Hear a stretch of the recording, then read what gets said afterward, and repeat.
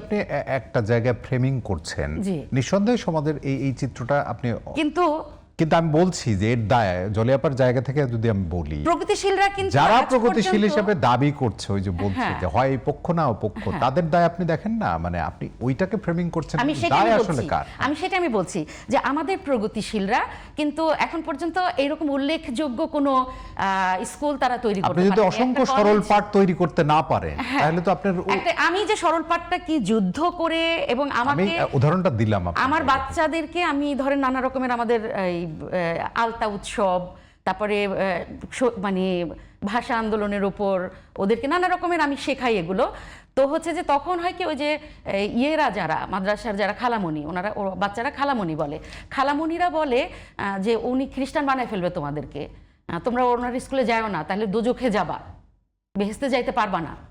তো এই বাচ্চারা এসে আবার তাদের ওই খালামণিদের সাথে যুদ্ধ করে, কারণ বাচ্চাদের সাথে আমার একটা সম্পর্ক হচ্ছে একেবারে ভালোবাসার সম্পর্ক।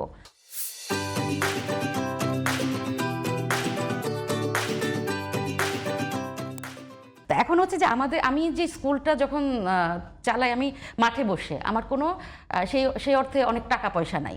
তো হচ্ছে যে ওদের যে কোনো রকম মানে টানা হ্যাচড়া করে, তা আমি অনেক প্রগতিশীলের সাথে কথা বলেছি এই স্কুলটার ব্যাপারে বা আমাকে হেল্পের ব্যাপারে।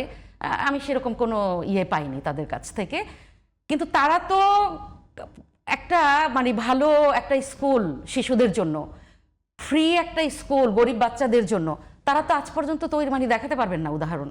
হয়তো ওই যে সাকিরা, জুনায়েদ সাকিরা একটা করেছেন আমাদের পাঠশালাতেও আমি ওই বাচ্চাদেরকে টিচিং দিয়ে এসেছি। তো ওই রকম যদি বেশ কিছু শিক্ষা প্রতিষ্ঠান আমরা করতে পারি, এবং শিশুদের মায়েরা যদি নির্ভরশীল হয় আমাদের ওপর, যে তাদের বাচ্চাটা আমাদের, যেমন মাদ্রাসায় তারা রেখে যাচ্ছে, কেন রেখে যাচ্ছে, ওখানে বাচ্চাটা নিরাপদ থাকবে, সে সারাদিন কাজ করে। নিরাপদ কতটা থাকে আমরা জানি না, কারণ অনেক ভয়াবহ গল্প আছে এই বাচ্চাদের। তো হচ্ছে যে এইরকম যদি কিছু আমরা তাদেরকে, এরকম বাচ্চাদেরকে আমরা রাখতে পারি, বাচ্চাদেরকে যদি আমরা তৈরি করতে পারি, শেখাতে পারি, সেই জায়গাগুলো তৈরি করতে হবে আসলে। কে করবে?